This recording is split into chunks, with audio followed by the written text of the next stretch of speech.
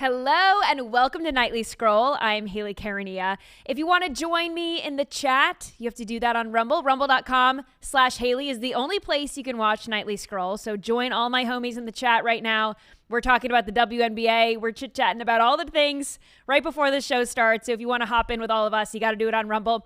Just follow the Bongino Report channel. Make sure that you're subscribed so that you never miss a show. If you can't catch us at 6 p.m. Eastern time, that's okay. You can watch whenever you want or listen on your favorite podcast platforms. I know a lot of people, I've got truckers who are in the homies and they listen on their way to work or when they're driving around.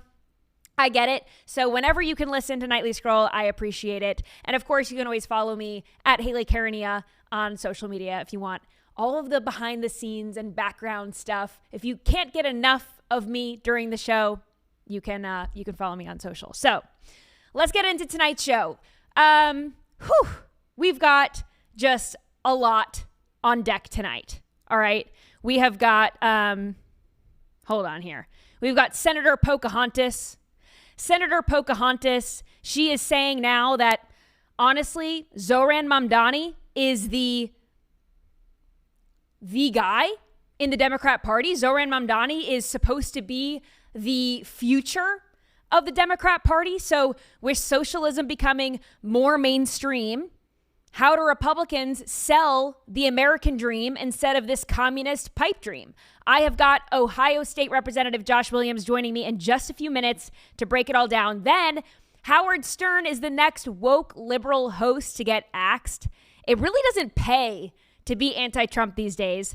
Plus, the Trump administration has found 13,000 of the 500,000 migrant children that went missing under Biden's watch. Plus, I know I said I'm scared of AI. I am. I know I said in the past that I don't think that AI babies are funny. I stand by that. I didn't find the baby Trump, baby JD Vance, baby Theo Von's funny, but I found a new trend on TikTok that has maybe changed my mind. So I will show you all of that in scrolling time. Put your phones on Do Not Disturb. Nightly Scroll starts now.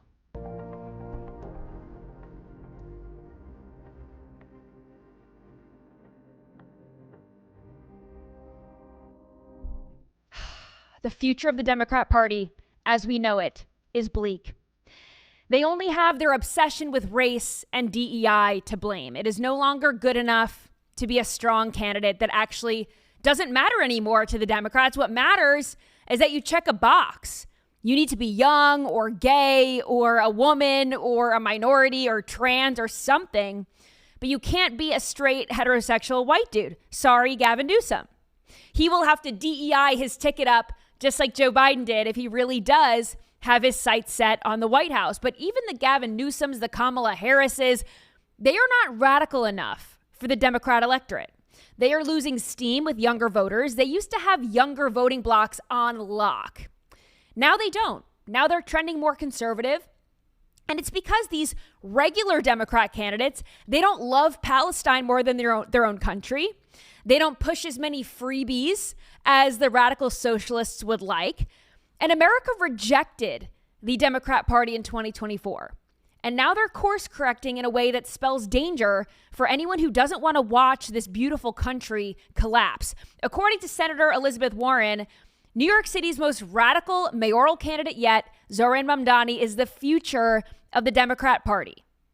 He is a radical, defund the police socialist who wants grocery stores to run like the DMV. So how do Republicans combat these radical candidates? How do we maintain our majority in Congress? How do we move forward? How do we keep winning? Well, my next guest is a state representative in Ohio, but he's hoping to rep Ohio in the swamp, running for Congress in 2026. He is the embodiment of the American dream. He is the antithesis to the victim mentality. He is the Democrats' worst nightmare. So Representative Josh Williams of Ohio joins me now. Thank you so much for joining me. I'm so excited. We just got to talk a little bit before the show, and I feel like I learned so much about you. You're very personable. So tell me quickly, before we get into your reaction to all this craziness, what made you run for the state house, and why do you want to run and represent Ohio in the swamp?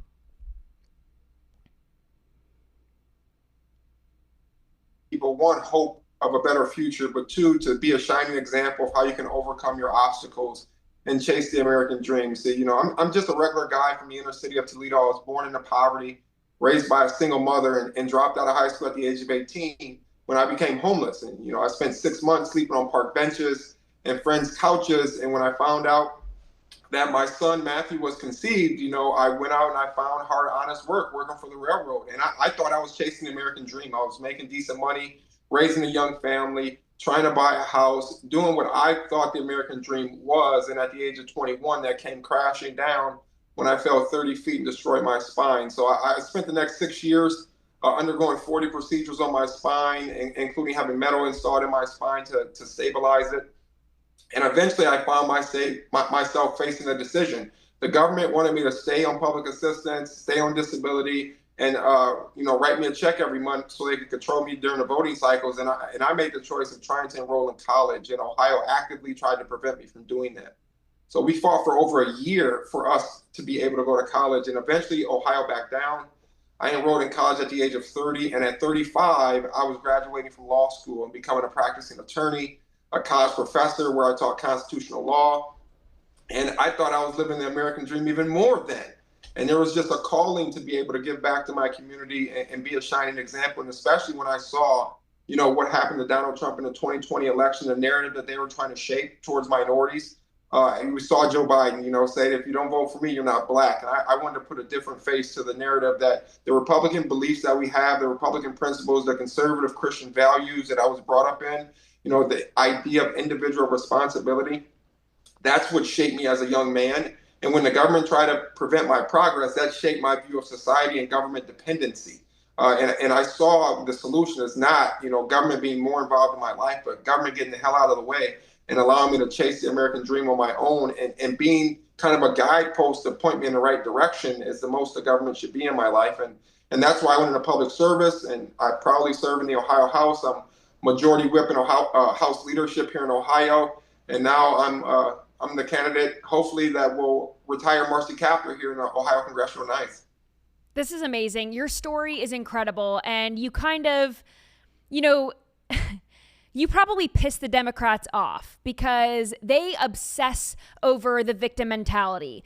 And what do Democrats say when they see you overcome all of these obstacles and then run as a Republican? Do they give you hate for that? Oh, yeah, they were pretty pissed. In my area, they were pretty mad. I am, the antichrist to them because I'm the inner city guy that can pick up independent votes, and I can show individuals what's the path forward. They want to continue to say we should just increase taxes on everybody to pay for these programs. And I literally can show you the spin cycle that tried to keep me in government dependency and try to hold back my kids, hold back my family. And that progression now, they still want ownership of that. Now that I made myself out of that cycle, I was able to dig myself out. They believe they have ownership over my story. And I've had multiple Democrats come up to me and say, why couldn't you just be a dang Democrat? And it's because I don't believe in the principles that you guys have. My Christian views will not allow me to believe in the woke agenda that you push. And I refuse to allow my kids to look at me as a victim. And I refuse to claim this victimhood status that, somebody owes me something because of the struggles that I went through. Instead, I claim victory over my life, and I want to encourage more people to do that, to shake free from government dependency, take ownership over your own progress, put in the hard work, the determination, the grit to progress. And there is not a single thing that holds you back in America. Not your race, not your gender, not the group that you're part of. There is no single status in this country that will hold you back. That one defining moment that will determine the outcome of your life is whether or not you're willing to get off the couch and put in the hard work. Yeah, you were a testament to that. I think what you said earlier was pretty cool when you were talking about the American dream. You thought you were living the American dream when you were working on the railroad. Then you wanted to just move on, and the American dream, like the goalpost moves, right? Because you wanted better for yourself. So then you went and got it. And then you moved up in the world, and then you thought that you were living the American dream again. And then you wanted more for yourself. So you went out and got it. I mean, that is the American dream. So I think that is very cool and very inspiring. And contrast that with the Democrat Party now. They do care about DEI. They do care about the keeping people down and this victim mentality, and they want everything for free. So Senator Elizabeth Warren thinks that Zohran Mamdani is the future of the party, and he is attracting this progressive young faction of the Democrat Party that I think feels pretty disillusioned by even the Senator Elizabeth Warrens of the world, Kamala Harris, Joe Biden. They don't want them. They want Zohran Mamdani. Does that scare you at all? Absolutely not. I would love if he becomes the face of the Democrat Party, because that's going to guarantee that we win elections for the next few generations.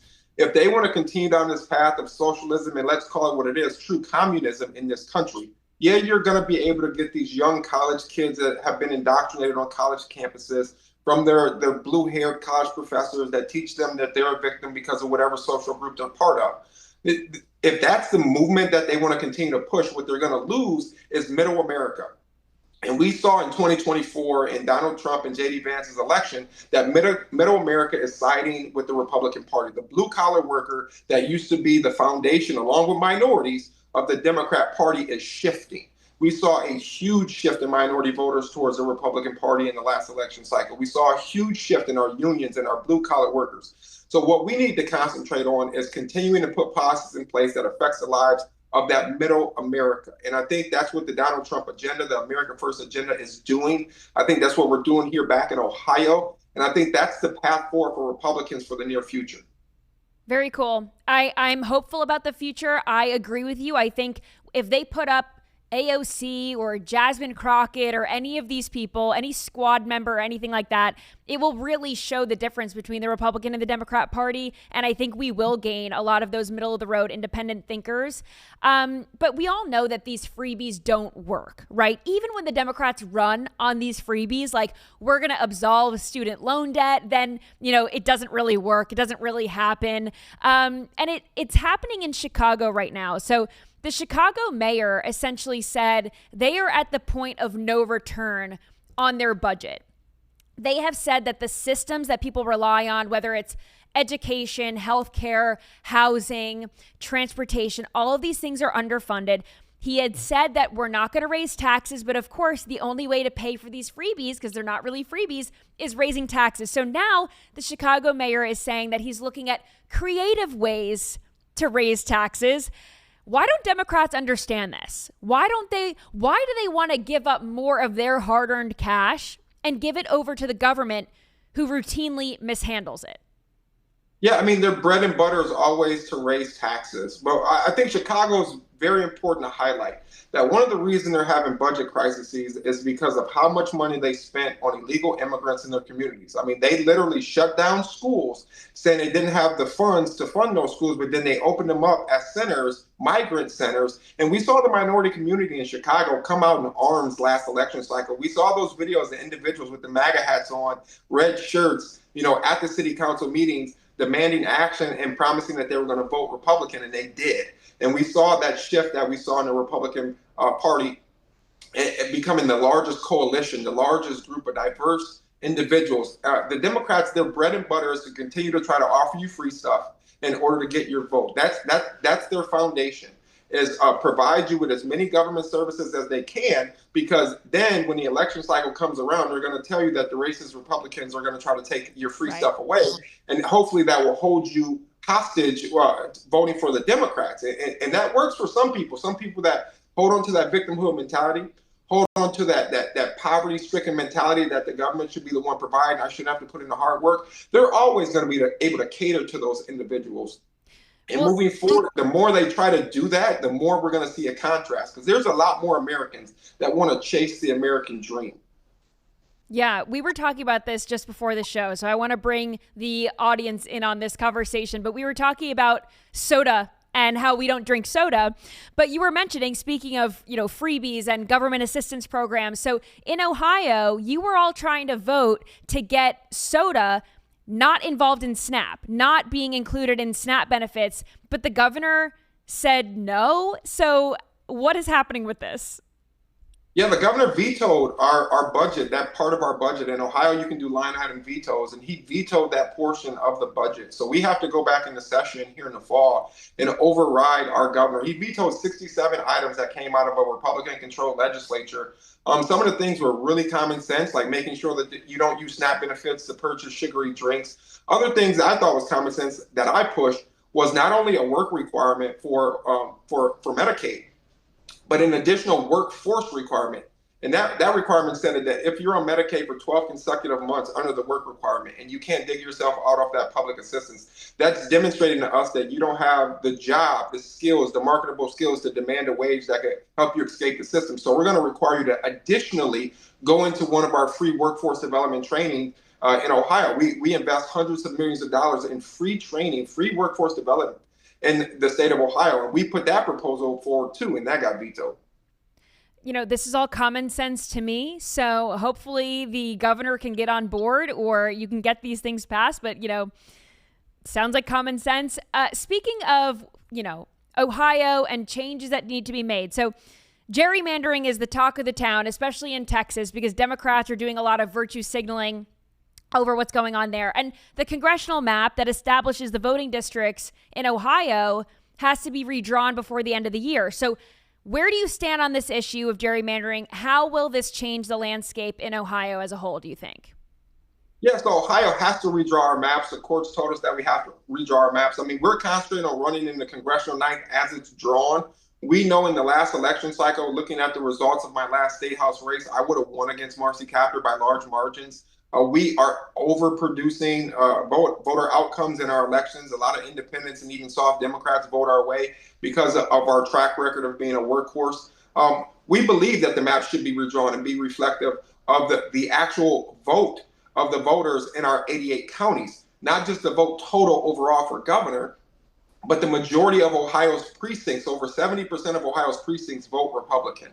And that's why our congressional maps need to match that as well. But the reason you're not hearing much about Ohio and you're hearing a lot about Texas is because they can't use that same topic here in Ohio. See, you get Jasmine Crockett on the TV saying that Texas is trying to whitewash black votes and Right. they're trying to be racist and gerrymander, blah, blah, blah. You say that in Ohio, the district that they have to look at is the congressional ninth being redrawn. And you can't say that we're doing it to ignore black voices when there's a black Republican candidate that's going to be the one that's going to win this nomination. Right. Go against Marcy Kaptur and be the first black congressman from the Ohio congressional ninth. So you can't use those talking points here in Ohio, and that's why the mainstream media is silent about Ohio's redrawing. Amazing. Speaking of the Ohio State House, I know you've been passing multiple pieces of legislation to ensure public safety. Then you see, for example, what happened in Cincinnati with this woman, Holly, being brutally attacked in downtown. What is it going to take, do you think, to not only undo the damage of the 2020 defund the police movements, but also make Ohioans feel safe in their communities again? Yeah, we're looking at tying our state funding to the outcomes, the actual police outcomes and crime statistics to our cities. What we're continuing to see is these blue areas of our state, these major metropolitan cities that are controlled by Democrats, are doing this defund the police movement. They're doing this soft on crime policies, and you're seeing the results. What we saw in Cincinnati is egregious. Those individuals should be prosecuted to the fullest extent of the law. But what we're seeing soft charges at the very minimum of what you can charge people with. And then we're seeing where they're released right back into the public on very small bond amounts. We've continued to increase penalties here. I've introduced a tremendous amount of legislation that will increase penalties and look to target violent crime, but it comes down to the local voters voting in prosecutors, voting in mayors that appoint the police chief, voting in county sheriffs that are going to be tough on crime. That's why we can't afford to have a Mamdani as the face of the Democrat Party here in Ohio, because we at least need to have Democrat candidates that are going to be in control of these cities that vote Democrat, at least being pro-law enforcement and tough on crime, pro-law and order candidates in order to get the safety and security. Or eventually, the residents of those cities are going to have to decide whether or not they want to continue to vote for Democrat candidates that continue to put their safety at risk. Mm-hmm. Yeah, absolutely. Another thing, huge story in Ohio. Of course, the news cycle moves very quickly, so people forget to ask about this. But that train derailment in East Palestine just a few years ago, it is still impacting the public, not just in Ohio. I interviewed a woman who lived, 6 miles down the road in Pennsylvania, but there's studies that show that this vinyl chloride and other chemicals that were released in that burn are affecting, what was it, Andy, like 16 states or something like that?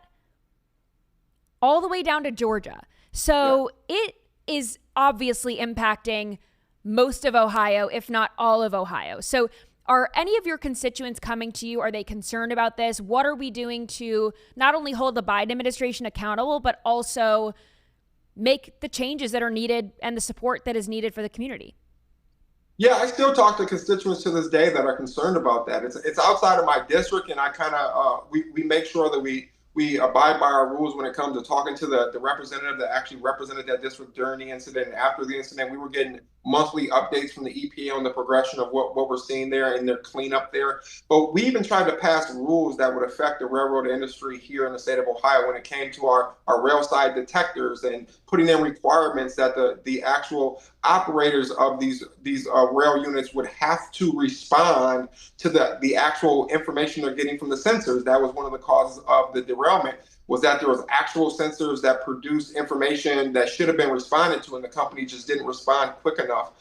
We tried to do additional things, but we were superseded by federal law. And that was one of the reasons I decided to run, is because, in the news cycle in the moment, there was great momentum about, more safety when it comes to railways. I have a lot of railways that come through my district and through my hometown of Toledo, who was built on the idea of draining the swamp and building rail stations. But at the federal level, there was no progress that was made, and it just faded off into oblivion.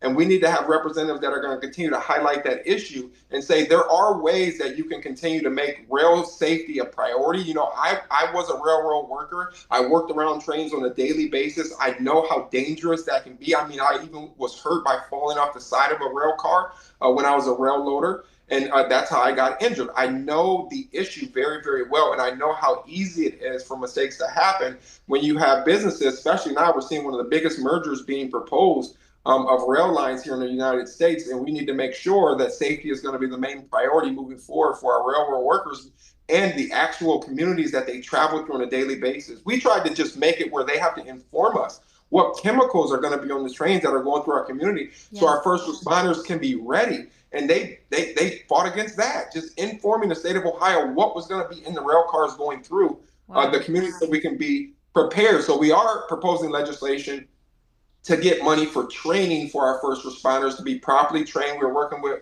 a couple of our companies, Norfolk Southern and another rail yard from Canada that comes down, about the training that they have available for free. And we need to just pay for the overtime for our first responders to be able to go and do that 3 days of training. And we're still working on that now to try to get them the funding.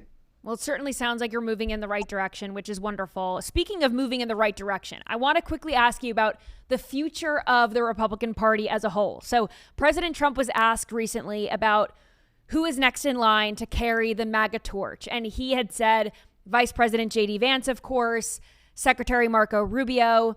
But Vice President J.D. Vance, he's got ties to Ohio. Vivek Ramaswamy, these are all names of people who have ties to Ohio, who have either run for president or they're running for other office. So where do you think the future of the GOP lies? Who can we trust? Who should we rally behind?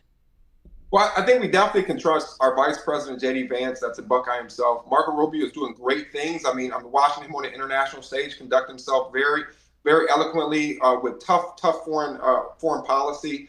We have a great group of Republicans here in Ohio. You see Vivek Ramaswamy as our future governor here. You see our Senate President, Rob McCulley, who is a great candidate moving forward. There's more young Republicans like myself coming from Ohio and across the nation. I think the future of the Republican Party is very bright. The future of the MAGA movement is very bright, so long as we stay on topic, stay on message, and continue to push our agenda moving forward. So I'm actually excited about the future of the Republican Party. That's why I ran. I could have just stayed here in state politics. I'm only in my second term. I have 2 more terms I could have served in the House. And I decided to run for Congress and go to D.C. to make sure we continue this movement towards young Republicans, MAGA aligned, America First Republicans being in control here in the United States and in each one of our state legislatures is what's important, and that there's good cohesion between the federal and state governments so we can see those policies find their way down to the state level faster, so we can be more responsive to the actual agenda that's coming out of the White House. And that's what I've been trying to do here in Ohio. I mean, we introduced 46 bills out of my office in the last 5 months since I got sworn in for my second term. We have another 37 that are ready to be introduced, trying to carry that MAGA movement back down here to the Buckeye State.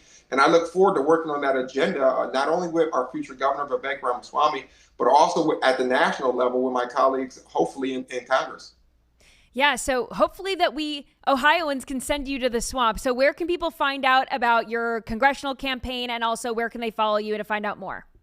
Yeah, they can get to our website, joshwilliamsforohio.com. They can donate on our website there. They can follow us on social media. I'm pretty active on Twitter, on Facebook, on Instagram, especially our Twitter feed. You know, I love to tweet nowadays and stay on topic. And anytime anyone wants to reach out, I'm pretty accessible. If they private message me on any of those platforms, it's me that's responding. So, you know, if you got questions or concerns you want to bring to our campaign, just bring it forward right there on Twitter, instant message us on X, and I will respond.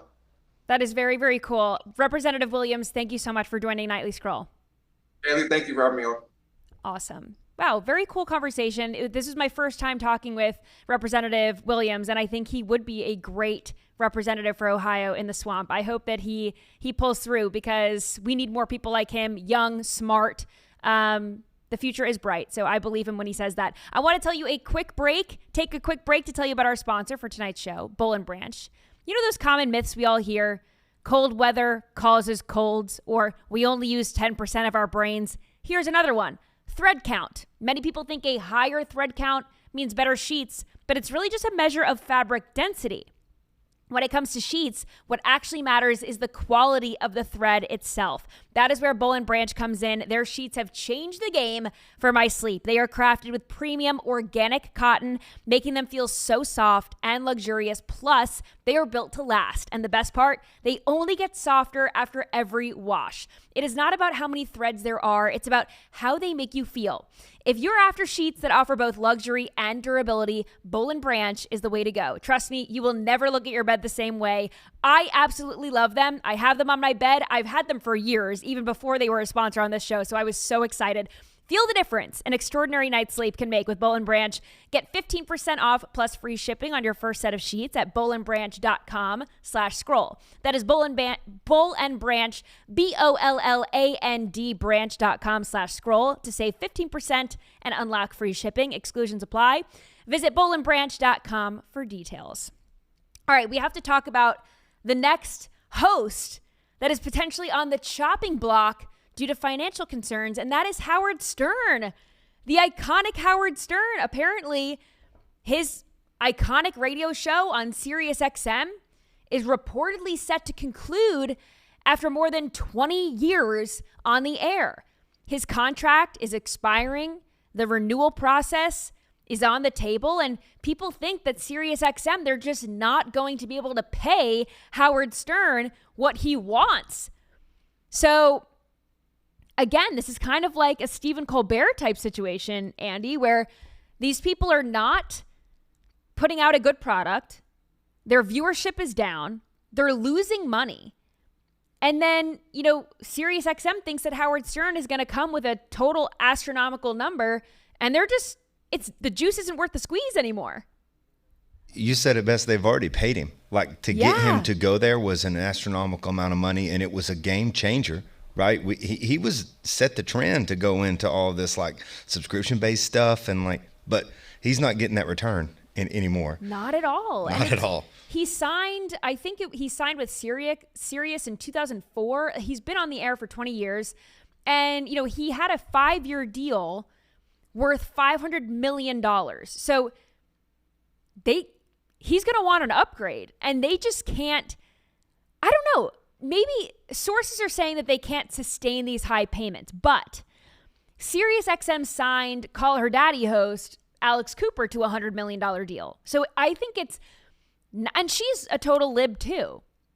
But I think she's younger. I think she brings like a fresh perspective, whether or not you agree with her or not, or you like her content or not. I think she's kind of the future of podcasting and radio.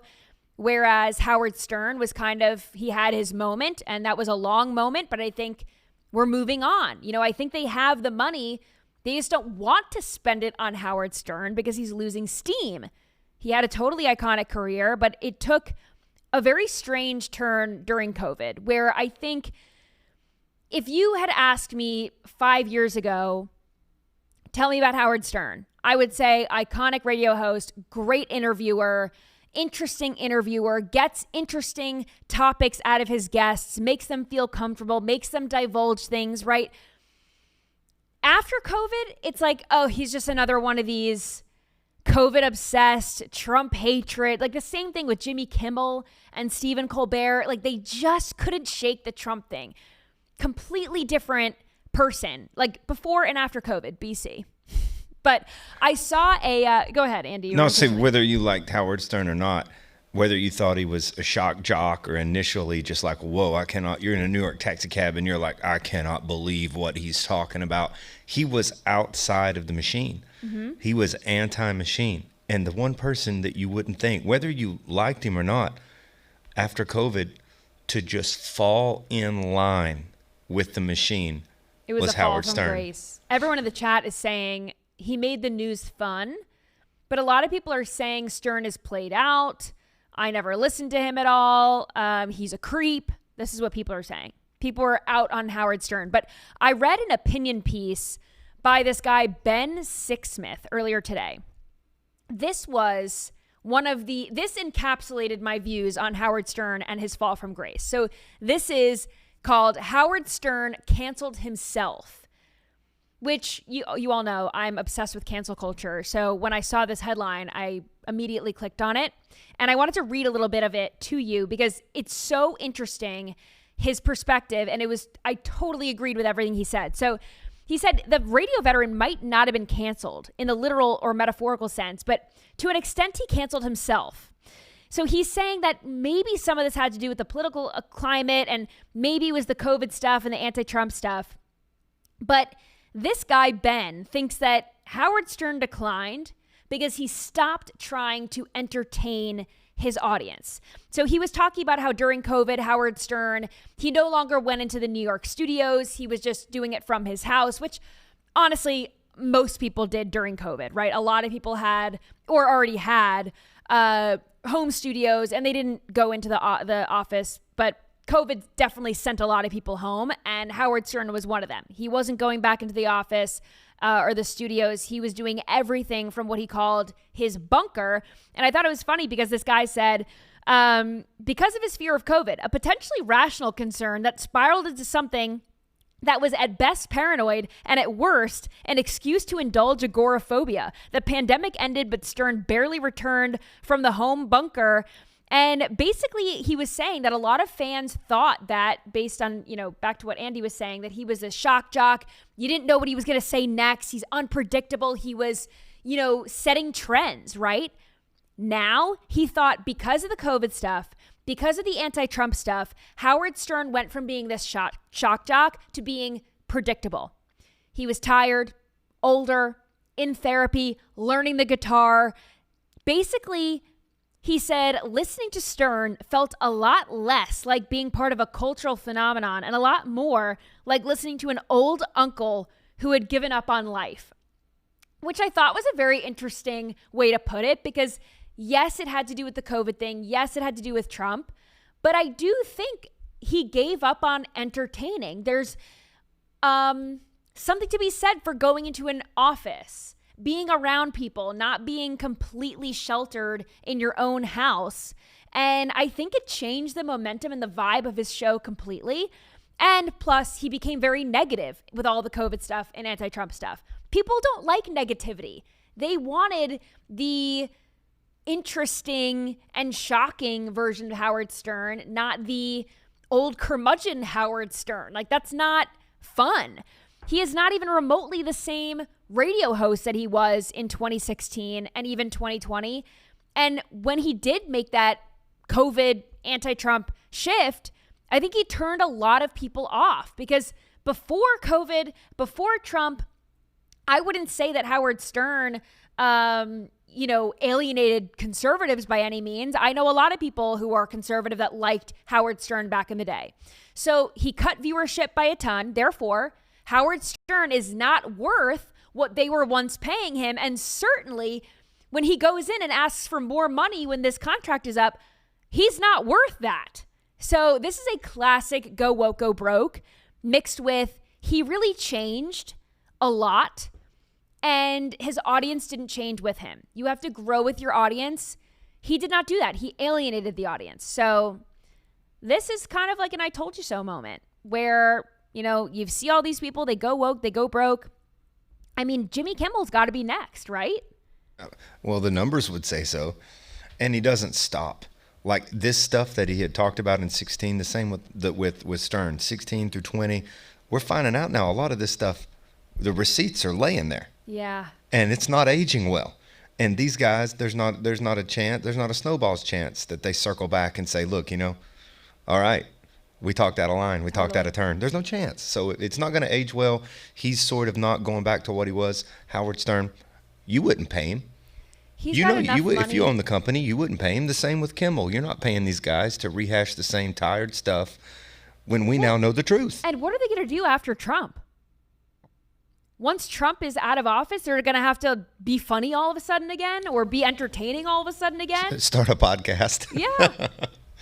I mean, Howard Stern, I'm sure if he started a podcast, people would listen to it, like his diehard fans, but he has enough money, and a lot of these people have enough money to just never work another day in their lives. Like, go retire. Seriously, just go retire. And they should have retired before they did these anti-Trump rants because it's just lame. But anyway, speaking of Trump, President Trump and his administration have found 13,000 of the 500,000 missing migrant kids during the Biden administration. So here's the headline here. Biden lost 500,000 migrant children. President Trump and his administration, they are returning them home. I can't get over this number. 500,000 minors.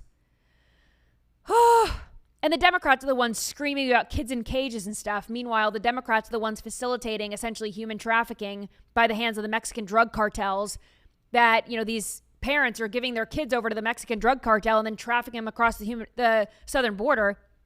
Insane. But 500,000 minors arrived at the southern border with no parent or legal guardian under the Biden administration. Then the Biden administration lost track of those children, which we know is horrific, crime against humanity. The Trump administration has now located 13,000 of them, and the Office of Refugee Resettlement is a part of Health and Human Services, that department. So they are working they found these children. They're working to find their families in their home countries and then reunite them. So, like I said, so much for the Democrats' narratives about President Trump separating families, because what DHS and the HHS are doing is reuniting these migrant children with their respective guardians, which they never should have left. And before the big beautiful bill passed, HHS could only repatriate children from Mexico and Canada. Now that the one big beautiful bill has been signed into law, HHS can now repatriate these migrant children with their families if they are in Honduras, Guatemala, El Salvador. They don't need to be Mexico or Canada. So that opens this up for a lot more opportunity to reunite these children with their families. And under this, an unaccompanied migrant child can remain in the United States if they claim asylum, but otherwise they will be reunited with their rightful guardians. So again, this is something that I don't understand. I don't know how a migrant child, like, who are they living with? If not with their parents. That's even more a relative concerning. that may or may not be a relative that they can't prove is a relative that they were told was a relative. But that's what I'm saying. Like, how scary is that? 100%. That there are children living in this country who their parents or family members in their home country sent them off, likely with the cartels. They were trafficked across the southern border, or they were sent with people. I mean, how disgusting. And then who has them now? I mean, maybe these children are in school. Maybe they're not. maybe they met up with family members or friends of family. I don't know. But that is even more scary to me, the thought that there are children in this country they were sold to who or given to who? Or maybe even scary to think that they're no longer even in this country. Because that's another thing. When you pass these children off to the drug cartels in Mexico to then get them into this country, who knows if they even made it into this country? Because apparently 500,000 of them made it to the southern border under Biden, but the Trump administration so far has only found 13,000. That's a lot of missing children still. And the Trump administration is obviously working to find these missing children, but they might be long gone. I hate to say it. They might be in a shipping container somewhere. They might be trafficked to, third world countries somewhere. Who knows what is happening to these children? I pray for them.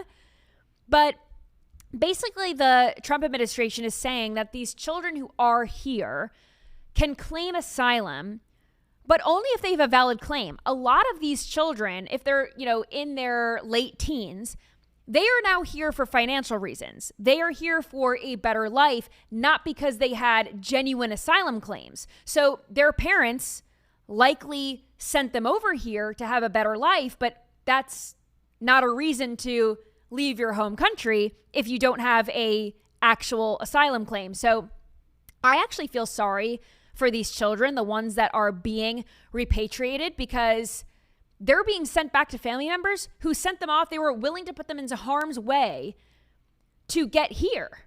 So it's like, I feel for them because I feel like these kids aren't safe no matter where they are. If they're with their family members here, if they even are their family, who knows? So that's dangerous.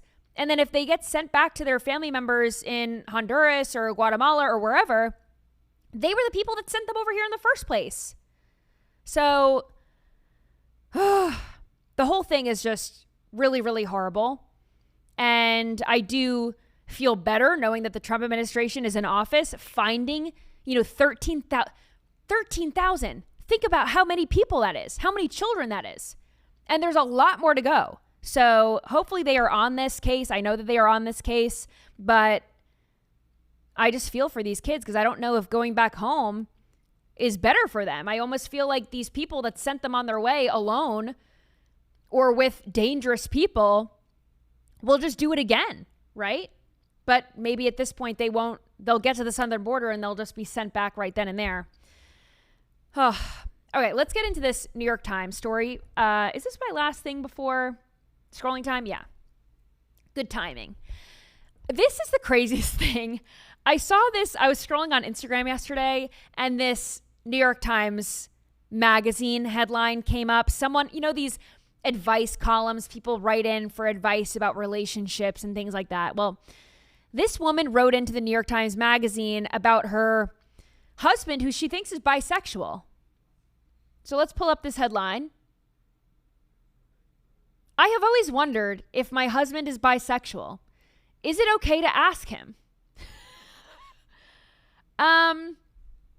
This is insane. So, but again, I mean, these are the people writing into the New York Times for help with their lives. So of course they're insane. But this woman has been married to her husband since 1992. It's a long time. They've been married a long time. She writes in that she has this suspicion that her husband is gay or at least bisexual. She's asking a New York Times magazine columnist if she is in a lavender marriage. If you don't know what lavender marriage means, it's a term for when a gay man and a straight woman or vice versa are in a relationship that is mutually beneficial to them. It's a platonic relationship that maybe benefits them financially or socially, but not romantically. They might have love for each other in the way that I love my friends, but it's not a romantic love. So they're just in this relationship, kind of like a common law marriage where they get the tax write-off, they get to live together, 2 incomes, 1 household kind of thing, but they're not in love with each other. So she's asking, am I in a lavender marriage? Wouldn't you have to ask yourself that? Did you enter into a lavender marriage? Why are you asking someone in the New York Times who doesn't know you from Adam? I just don't understand that. So she's now thinking, like, I've been in this marriage for 30 years. Is it possible that it's a lavender marriage? She says that they're not intimate. her and her husband, anymore. They've just decided that this isn't good for them, so they don't do it. And I think if you have to question your husband's sexuality, you should have had this conversation way before he was your husband. It is too late. It is too late. If this relationship isn't working for you anymore, leave. But the fact that you have been married to this person for over 30 years, and now you have to ask the New York Times, like, hey, I think my husband's gay. Can I ask him that? First of all, what'd you say? I was just telling Guy, like, she didn't ask the nneighbor. She wrote the dang New York Times. I know. I mean, it's like... This is like peak liberalism is a disease type behavior. But, if it's just insane. First of all, they've been married for 30 years. You don't just become gay all of a sudden. So she's probably had this suspicion for some time. And if you have any sneaking suspicion that your husband is gay, I don't think that you should marry him if you're a straight woman, unless you're totally okay with it being a lavender marriage. But this term lavender marriage is more new. It's like a newer label for something. Not that this is new, that people have these kinds of weird connections or relationships, but people have just started to call it that. So maybe she hears this term and she's like, oh, okay, I think this is kind of something like I have. But the biggest red flag for me is that she's asking the New York Times, can I ask my husband this question? If you can't ask your husband a question, you should not be married. If you don't feel comfortable, like, yes, this is a really awkward question, but if you feel like you can't ask your husband this question, again, this is not the right relationship for you. Well, play it out for a second. Like, what could she do to stereotype this thing out to see if she could deduce? How do you even have this conversation with someone? Who knows? I don't know. I mean, know. 30 years? You don't have an idea years. Yet? 30 years. I don't know why people are so insistent on getting married when they know deep down it is not the right match for them. Like, I understand the societal pressures to get married, but I don't understand being miserable with the wrong person. Like, being single can't be more crippling than being married to a gay man. Like, that has to be worse. Being married for a gay man for 3 decades. 3 decades. People in the chat are funny. Someone said he's cheating. Yeah, probably with a dude. I just think about that meme. I don't think you played it on the show, but remember the African guy questioning the African guy, and he's, why are you gay? Oh, yeah, exactly. Yeah. Someone says, sounds like a Democrat. This is peak Democrat. A Republican would not be writing into the New York Times, hey, is my husband gay? Am I in a lavender marriage? That doesn't come out of the mouth of a conservative woman. So yes, I would say pretty safe to say that these are libs, and they're writing into the New York Times Magazine for advice. So again, I have a conspiracy theory about this, because I read this column from the New York Times every once in a while. Should I put my tinfoil hat on? Yeah, maybe send it over to me. But I've thought about it. Like, they usually have these nonsense questions that allegedly viewers submitted to them, and I don't know anybody in my life who would ever submit something like that to the New York Times. So they're making it up, you think? So it's like, yeah, they're not doing so well. Maybe they just manufacture those. I could see that. I could totally see that. Yeah. Honestly, they probably do. But as you know, I love to put my tinfoil hat on, and I love to believe all conspiracy theories, so I'll believe it. All right, let's get into some scrolling time.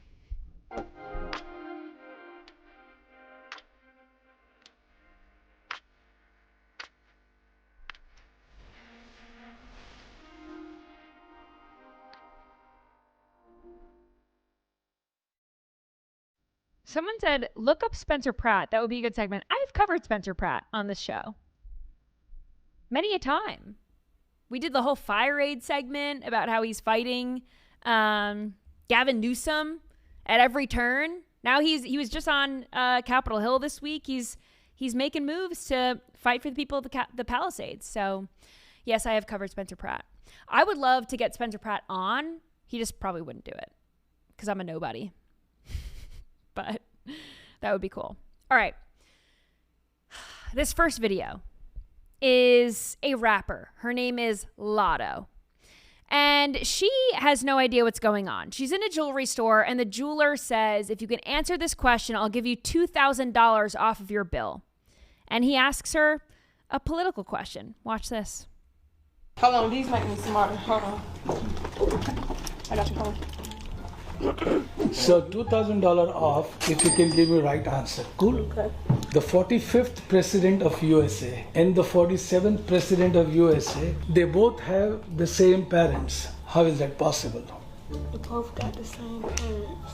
The 45th president of the USA and the 47th president got the same parents? Yes. How do the 45th president and the 47th president got the same parents? It's a mystery.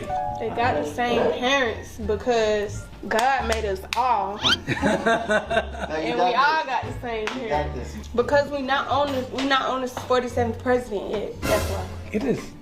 You want to know the answer? So the 45th president was Donald Trump. And the 47th president is also Donald Trump. Too bad.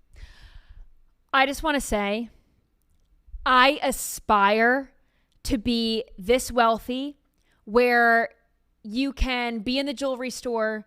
She is buying an F load of jewelry because if she answered this question, very easy question, by the way, correctly, he would have given her $2,000 off. So she's like, yeah, sure. I'll put my glasses on. Let's see if I can do it. But you know that she's got the money to do it.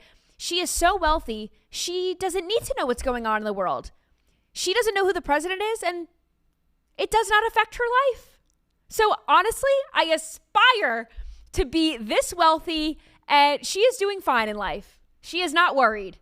She is not worried one bit. She's like the kind of people who are like, I don't watch the news because it's depressing. She's so rich, she's doing so well, she doesn't need to know.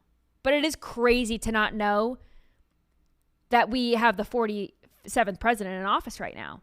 It's just the scope of what else she doesn't know. Like, also, how do you get rich? The 45th and the 47th. Like, let's think about what presidents have been president twice recently. She probably Trump doesn't know where 45 or 47 are on the lineage of, presidential.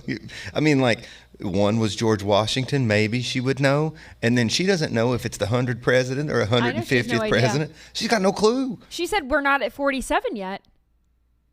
Crazy. But here, I mean, he asked her a question. The 45th and the 47th president have the same parents. How is that possible? The only way that could be true is if they're siblings or the same person. So let's think about it. Is anyone siblings? No. It has to be the same person.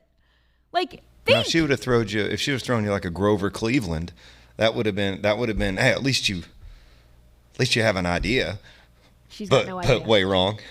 She's got no idea. I aspire to be this clueless one day, to just be this wealthy where you don't need to know what's going on in the world. She's just dropping thousands of dollars on jewelry, and she's on vacations, and she's making money. Good for her. All right. All of the videos that I have for the rest of the show are AI. This first one, before we get into the AI babies, this next one is AI President Trump, and he has great genes.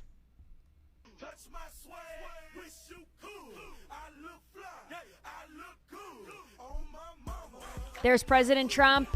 It says Donald J. Trump has great genes. This is I said I would never speak of Sydney Sweeney ever again, but this is like a remake of her American Eagle ad. But President Trump, AI President Trump, looking swaggy.